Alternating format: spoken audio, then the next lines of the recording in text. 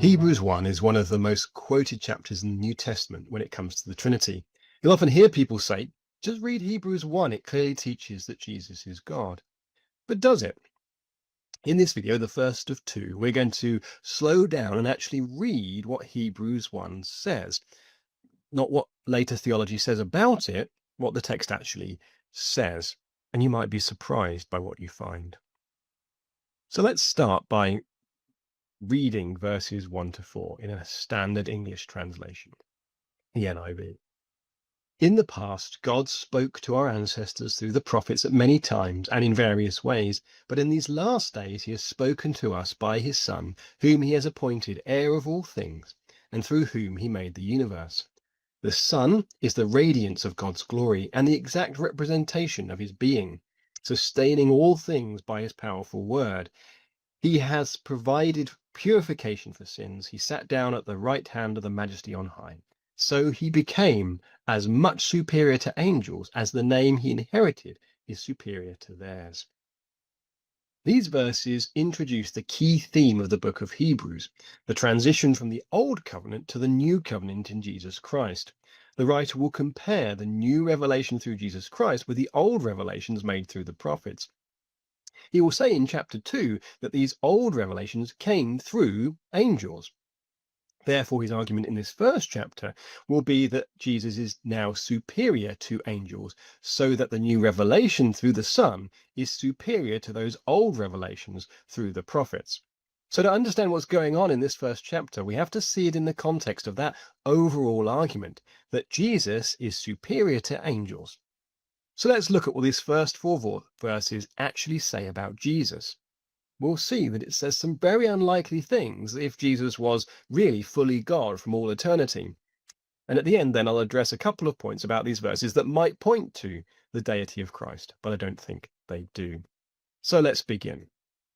The writer starts by contrasting the way God spoke in the past through the prophets with the fact that he has now spoken through the Son in these last days. Already we get the impression that the Son is something new and different. God is only now speaking through his Son, which might imply that the Son was unavailable for some reason in the past. He then says that God has appointed the Son to be the heir of all things. Note that the Son has been appointed to be the heir of all things. So the first thing to note is that he has been appointed. He didn't make himself the heir of all things. He didn't choose it. He didn't have an inalienable right to be the heir. It was a role that was appointed to him. Now, this makes perfect sense if the Father is superior to the Son, if the Son is subordinate, but it makes no sense if the Son is co-equal with the Father. The second thing to note is that the Son is going to be the heir of all things. An heir is somebody who inherits their wealth or land or status from somebody else. In patriarchal societies, the eldest son inherits from the father, usually when the father dies.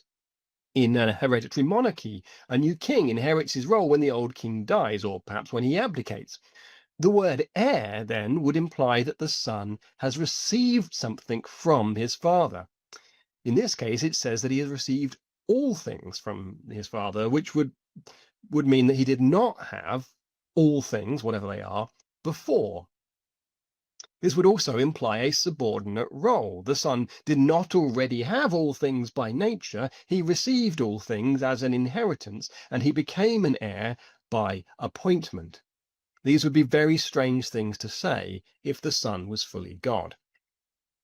Now, someone might already be thinking that I've ignored the hypostatic union. It might be argued that Jesus is meant to be fully human and fully God, and that he was appointed as an heir according to his human nature, but not his divine nature. To which I would say, where in this chapter does it mention anything remotely like that? If we're reading the text, then we're reading the text. And what the text says is that the Son was appointed as the heir, without caveats or exceptions, without the slightest mention of the hypostatic union or anything like it. Let's move on. He then says that the Son is the radiance of God's glory. Now, this word radiance could be used for both radiated and for reflected light. Think about a torch. If I shine a torch in the dark, then you'll see a beam of light, and that's the radiance. If I shine the torch in a mirror, then the light will be reflected back. This word here could refer to either that radiated light, the beam, or the reflected light. But whether it refers to radiated light or reflected light, it is not the torch itself. It is not the source of the light. And that's what it means for the sun to be the radiance. It means that he is not the source of the light. This verse says that he is the radiance of God's glory. He is either the radiance or the reflection of God's glory. But again, the natural implication then would be that he is not God himself. That's just the meaning of those words.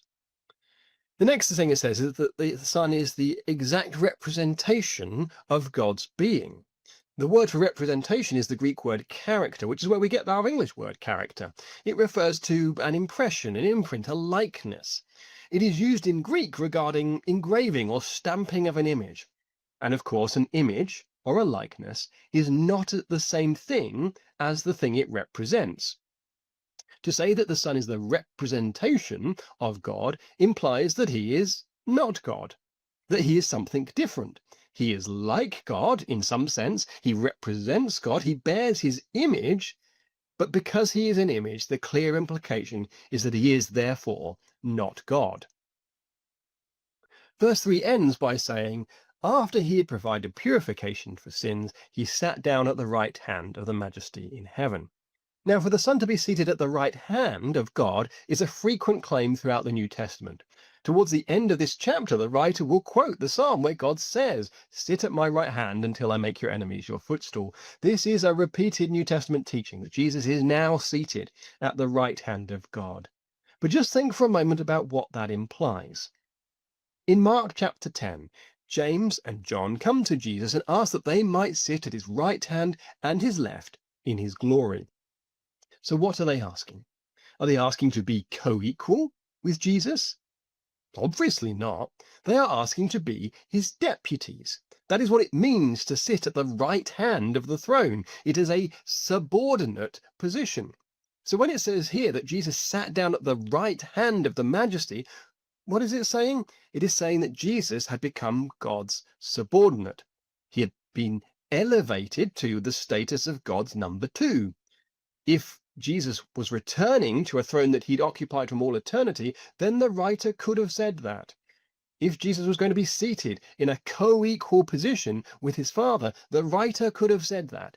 But what he says is that Jesus sat down at the right hand of God.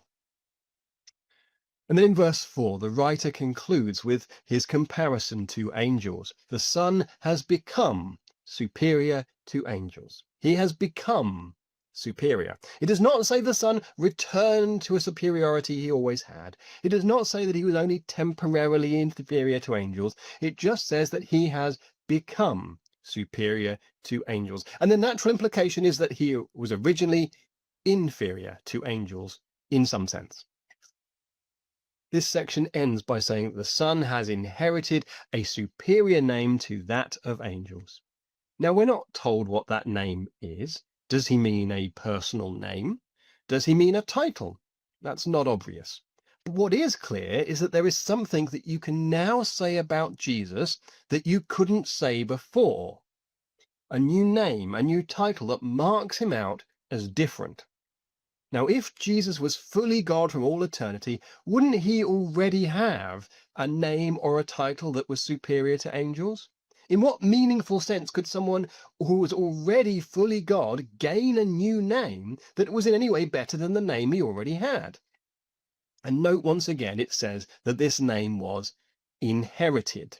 It was something given to him. He does not give it to himself. It is given to him.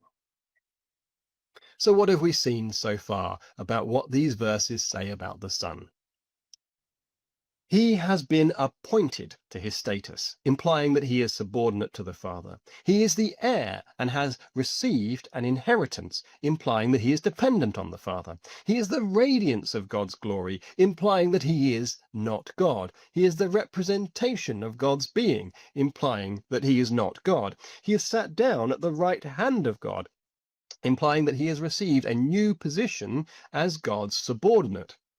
He has become superior to angels, implying that previously he was not superior to angels. He has acquired a new name, a better name, implying that he did not have this superior name before. These verses do not even mention or hint at the idea that Jesus was God from all eternity, or laid aside his glory to become fully human, and so that was only temporarily lower than angels, or anything like that. Taken on their own terms, these verses paint a picture of the Son being elevated to a new status, authority, and power, not by his own nature or through his own power, but by being granted that new status, authority, and power by God. But you may have noticed I've skipped over a couple of phrases, so let's go back and look at those. Firstly, in verse 2 it says, of the Son, through whom he also made the universe. Does that mean then that the Son is the creator and was present at the beginning? Well, not necessarily. This verse does not actually say that the Son created, but that God created through him. So at most, this is saying that the Son was the instrument or agent of creation rather than being the creator himself. But secondly, the word translated in the NIV as universe is not the usual word for the physical creation, cosmos. The word here is aenos, which is where we get the English word eon. It is usually used temporarily rather than spatially. It would usually be translated as age or generation or in relation to some other time period. So for God to create the eons through the Son might not refer to the creation of the physical world at all, but instead to refer to this generation, this new generation in Jesus Christ. The second phrase we skipped over was in verse 3, where it says that he sustains all things by his powerful word. And it would be easy to read this as though the Son was responsible for sustaining the universe. And that would suggest that he is very powerful. However, the phrase all things is very general. It does not necessarily refer to the universe at all, and is used elsewhere in many different ways. So, for example, in Hebrews 3, the writer uses the analogy of a house, comparing Moses to the servant within the house and Jesus to the heir of the house. The house is the household of faith, the kingdom of God, of which Moses was a servant, but over which Jesus is king. In verse 4, it says, every house is built by someone, but God is the builder of all things. Same phrase. So all things doesn't just mean physical creation, but can refer to the kingdom of God. And it's that over which the Son is the king, and it's that which the Son sustains by his powerful word. So let's bring all this together. What have we seen when we read these verses carefully? The Son is an appointed heir, not self-existent as co-equal. He receives an inheritance, showing dependence on the Father. He is the radiance and representation of God's glory, a reflection, not the source. He sits at God's right hand, elevated by God, not claiming eternal co-equality. And he has become superior to the angels and has received a new, inherited name. Nothing here explicitly says that Jesus the Son was God from all eternity. What the text presents is a picture of Jesus being granted authority, status, and power by God. The Son is elevated, appointed, and honored. In other words, Hebrews 1 verses 1 to 4 paints Jesus as unique and exalted, but not as God himself. In the next video, we'll continue exploring Hebrews 1 and see how this theme develops, especially in the context of angels and the new covenant. If this video helped you see the text in a new way, then hit that like button, subscribe, and turn on notifications so you don't miss part 2. Thank you.